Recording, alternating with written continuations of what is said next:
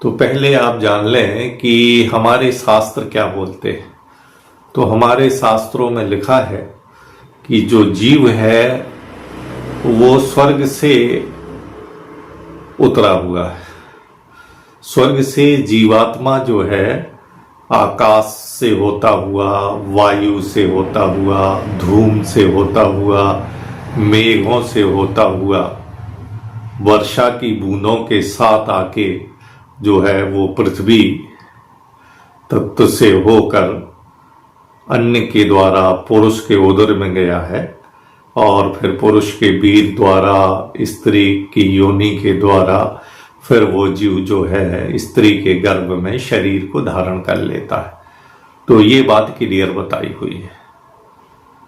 एक और आध्यात्मिक बात भी बताई गई है कि जीव जो है शुरुआत में सबसे पहले जो है वो श्री राम के मस्तिष्क में था, फिर श्री कृष्ण के भाल में आया, फिर शक्ति के कंठ में आया, फिर शंकर के हृदय में आया, फिर विष्णु के चित्त में आया, फिर ब्रह्मा के अहंकार में आया, फिर ब्राह्मण की बुद्धि में आया, फिर माता पिता के मन में आया, फिर आकाश का गुण जो शब्द है आकाश में आया, फिर वातावरण में आया, फिर काम की अग्नि में आया, कामाग्नि द्वारा वो उसका अधःपतन हो गया और कामाग्नि के द्वारा पिता के वीर में आया और उसके द्वारा माता के गर्भ में आके शरीर धारण करके जन्म हो गया।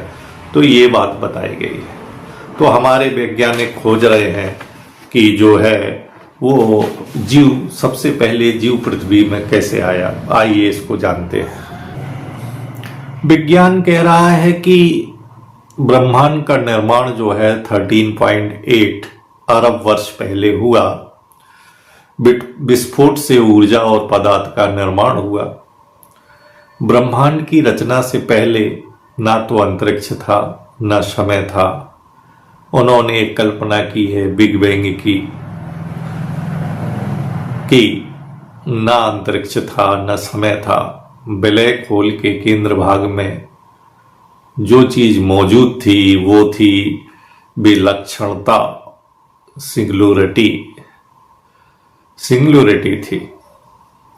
अनंत घनत्व वाला एक सूक्ष्म बिंदु था। अनंत घनत्व वाला एक सूक्ष्म बिंदु था, उसमें विस्फोट हुआ और पदार्थ का निर्माण हुआ। अंतरिक्ष, समय, इन सब का निर्माण हुआ और तभी 4 फंडामेंटल फोर्स, 4 मूलभूत बल जो है ये पहले एक साथ थे और फिर जब ठंडा होता गया तो फिर ये अलग अलग होते गए। पदार्थ और ऊर्जाओं का जो है मिलकर एक अपारदर्शी पदार्थ का निर्माण कराया और फिर कुछ समय तक प्रोटॉन और इलेक्ट्रॉन टकराते रहे। फिर ठंडा होने पर प्रोटॉन और इलेक्ट्रॉन ने मिलकर हाइड्रोजन बनाया। हाइड्रोजन पारदर्शी होता है, जिसने उन अपारदर्शी द्रव्यों में जो पदार्थ और ऊर्जा से मिलकर अपारदर्शी द्रव्य बने थे उन द्रव्यों को पारदर्शी बनाया और इससे अंतरिक्ष का निर्माण हुआ। तो ये विज्ञान की थ्योरी कहती है, इसके हम डिटेल में नहीं जाते हैं, लेकिन हमारा जो वेद कह रहा है, जो हमारे शास्त्र कह रहे हैं, दर्शन कह रहे हैं, वो कह रहे हैं ना सत ना असत, ना आकाश, ना पृथ्वी, ना अंतरिक्ष, ना समय और ना कोई भौतिक वस्तु था।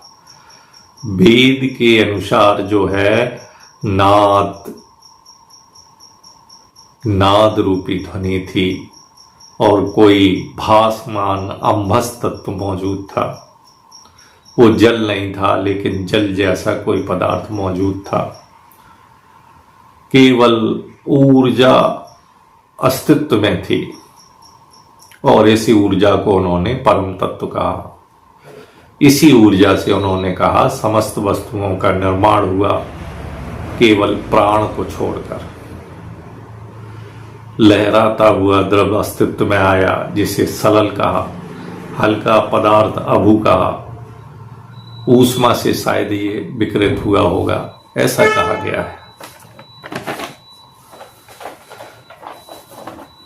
विज्ञान भी आगे ये कहता है कि अंतरिक्ष से फिर गैलेक्सियों का निर्माण हुआ।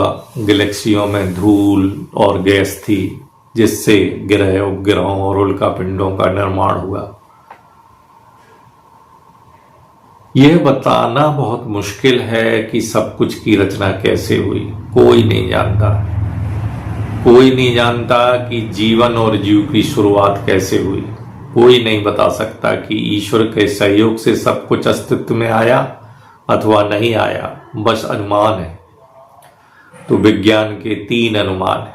तो आप देखिए, विज्ञान के अनुमान और हमारे वेद शास्त्रों के अनुमान मेल खाते हैं कि नहीं है। पहले अपन सामान्य उदाहरण से लेते हैं। वैसे तो सृष्टि की शुरुआत नासदीय सूत्र में बहुत अच्छी कही गई है, और उसी तरीके से जो बिग बैंग का सिद्धांत है कि एको अद्वितीयो ब्रह्मनास्त, एको अद्वितीयो ब्रह्म, और उसी प्रकार उनका सिंगुलरिटी का सिद्धांत है, लेकिन उसमें नहीं आते। अपन कहते हैं कि जीवन और जीव की शुरुआत के विषय में भी क्या वेद और विज्ञान का एक जैसा मत है? तो आप जानिए कि जो विज्ञान कह रहा है, विज्ञान का जो अनुमान है, उसके 3 सिद्धांत हैं। पहला सिद्धांत है एम्ब्रियोजेनेसिस सिद्धांत। ये कह रहे हैं कि जीवन की शुरुआत पृथ्वी पर रासायनिक प्रतिक्रियाओं से, जिसमें अमीनो एसिड और अन्य कार्बनिक यौगिकों का निर्माण हुआ। ये उनका पहला मत है। दूसरा मत है पैनस्पर्मिया सिद्धांत। ये बहुत महत्वपूर्ण है। पैनस्पर्मिया थ्योरी जो कहती है, ये कहती है जीवन के बीज अंतरिक्ष से पृथ्वी पर आए थे। जीवन के बीज अंतरिक्ष से पृथ्वी पर आए थे, जो उल्का पिंडों आकाशीय वस्तुओं के माध्यम से आए थे। आकाशीय वस्तुओं के माध्यम से आए थे। और इनका तीसरा सिद्धांत कह रहा है कि आरएनए वर्ल्ड जो सिद्धांत है कि जीवन की शुरुआत आरएनए से हुई थी, जो एक प्रकार से न्यूक्लियर एसिड है। तो इसमें जो दूसरा सिद्धांत है, ये कह रहे हैं पैनस्पर्मियस थ्योरी, ये जो है हमारे सिद्धांत से बहुत ज्यादा मिलती है। तो हम एक बार फिर जान लें, हमारे शास्त्र कहते हैं कि जो स्वर्ग से थे वो जीवात्मा आकाश मार्ग से, वायु से, धूम से, मेघ से, वर्षा की बूंदों के साथ आके पृथ्वी से मिलके अन्न के रूप में पुरुष के उदर में, पुरुष वीर से होता हुआ स्त्री की योनि के द्वारा स्त्री के गर्भ से जीव शरीर का निर्माण होता है। और जो पैनस्पर्मिया जो सिद्धांत है, वो भी यही कहता है कि जो जीवन के बीज हैं वो जो है आकाश से आए हुए।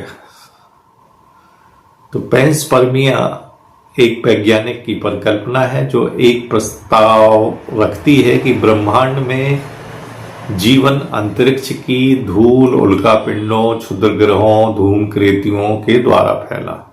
यह सिद्धांत जीवन की उत्पत्ति की व्याख्या करने के बजाय इस बात पर केंद्रित है कि यह किसी अन्य खगोलीय पिंड से पृथ्वी तक कैसे फैला।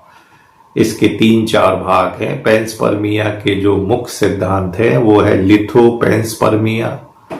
इसका अर्थ है कि चट्टानों के भीतर सूक्ष्म जीवों का एक ग्रह से दूसरे ग्रह पर स्थानांतरण संभव है। एक ग्रह से दूसरे ग्रह पर उल्का पिंडों के भीतर सूक्ष्म जीवों का स्थानांतरण हुआ है, इनका मानना है। दूसरा है, इन्हीं का सिद्धांत है कि रेडियो पैनस्पर्मिया। यह विचार है कि सूक्ष्म जीवों तारों के विकिरण दबाव द्वारा अंतरिक्ष में गतिमान हो सकते हैं। अगला इनका सिद्धांत है निर्देशित पैनस्पर्मिया। यह सिद्धांत है कि जीवन को एक उन्नत अलौकिक सभ्यता द्वारा जानबूझकर पृथ्वी पर भेजा गया। तो इन्होंने ये माना कि ऊपर जो है अंतरिक्ष में आकाश में कोई उन्नत और अलौकिक सभ्यता है, उसके द्वारा जानबूझकर पृथ्वी पर जीवन को भेजा गया। स्यूडो पैंसपर्मिया ये कहते हैं कि यह स्वस्थापित विचार है कि जीवन के जो कार्बनिक निर्माण खंड है, अमीनो अम्ल और शर्करा, ये सब अंतरिक्ष में उत्पन्न हुए और ग्रहों तक पहुंचाए गए, जहां अजैविक उत्पत्ति के माध्यम से जीवन उद्भूत हुआ। तो विज्ञान की जो कल्पना है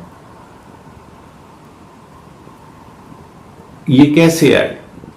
ये कह रहे हैं कि अंतरराष्ट्रीय अंतरिक्ष स्टेशन पर किए गए प्रयोगों से पता चला है कि कुछ जीवाणु और चरमपंथी जीव जैसे डीकोकस, रेडियोड्यूरुस और टर्डीग्रेड अंतरिक्ष के निर्वात किरण और अत्यधिक तापमान में वर्षों तक जीवित रह सकते हैं। तो उन्होंने ये जो नाम बताए हैं जीवाणुओं के, जीव के, उन्होंने कहा है कि कुछ जीवाणु और चरमपंथी जीव जैसे डीनोकोकस, रेडियोड्यूरस और टर्डीग्रेड अंतरिक्ष के निर्वात विकिरण और अत्यधिक तापमान में वर्षों तक जीवित हो सकते हैं। तो जैविक खोज के अंतर्गत नासा के स्टारडस्ट और JAXA के हायाबुसा 2 जैसे मिशनों ने धूमकेतुओं और क्षुद्र ग्रहों पर अमीनो अम्लों और अन्य जटिल कार्बनिक अणुओं की उपस्थिति की पुष्टि की है। इनका मानना भी जो ये है कि धूमकेतु और जो क्षुद्र ग्रह हैं उसके अंदर ही ये जो है जीव रहता है, जीवाणु रहते हैं, क्योंकि मंगल से आए उल्कापिंडों पर भी जीवाणुओं के जीवांश अवशेष पाए गए हैं।